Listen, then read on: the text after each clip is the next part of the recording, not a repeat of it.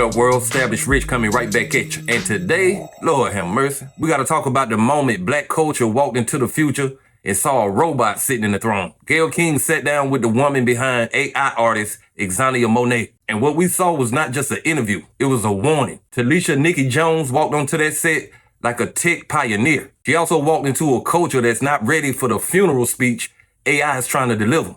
I was really looking forward to meeting you because a lot of people are saying, who is this girl? Who is she? Because for so many people, they think she's not real, she doesn't exist. Why did you want to come and reveal yourself in this way? I wanted to reveal myself because I wanted people to know there was a real person behind Xania, that there's real emotion and soul put into those lyrics. Talisha Jones, who also goes by the name Nikki, isn't a singer. Hi, this is Xania. Xania Monet began as an avatar she created while teaching herself AI just 4 months ago. Don't treat me like a plane you ain't sure about. Don't keep me on a bench just to run your route.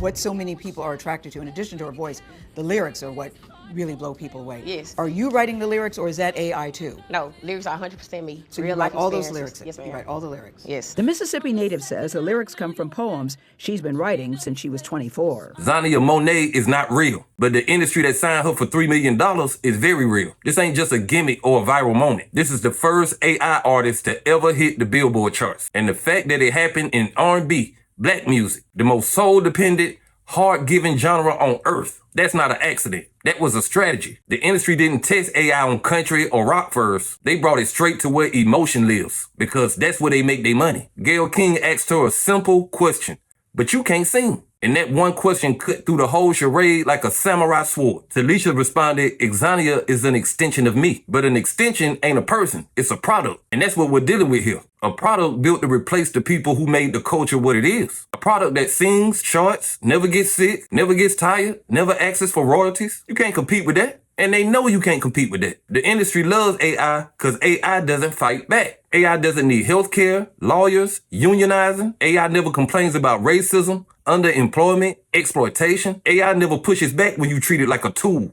because that's what it is. And that's why the industry is all in on this. AI is cheaper, cleaner, and more controllable than any real person they would ever deal with. But let me tell you why this is dangerous. Again, this is the beginning of erasing black artists from their own culture. R&B is built on something no machine can replicate. Lived experience. The whole genre is an expression of love, joy, heartbreak, pain. You can program a melody, but you can't download soul. Prince could walk into a room and change the air in the building. Whitney Houston could break you down with a single note. Quincy Jones could turn human feeling into a masterpiece. AI turns text prompts into predictive audio patterns. And we are supposed to pretend like those two things belong in the same category.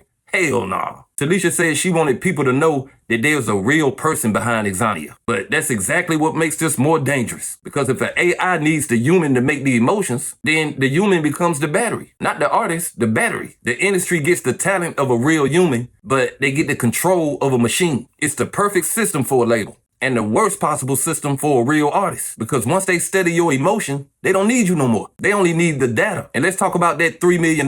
There are artists with more talent in their left pinky than this whole AI system. And they can't get a meeting. You got singers sleeping in their cars because they can't get signed. But an AI gets signed after 3 months of training on a laptop. Make that make sense. The industry don't invest in talent.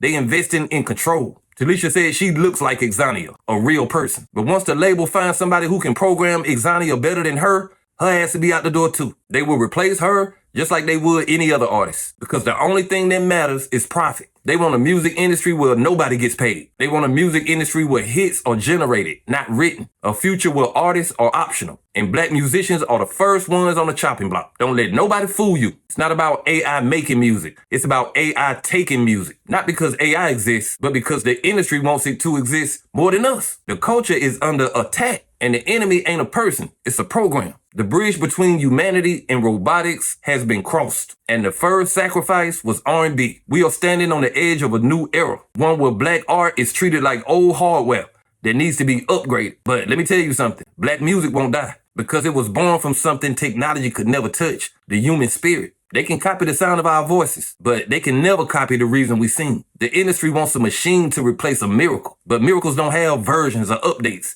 They just exist. And black music is a miracle. One the world has spent decades trying to replicate, profit from, and control. You can't program faith And you can't cold soul because our music comes with blood in the roots. The invasion is here, but so are we. Like, comment, subscribe, establish Rich. I'll be back with another one.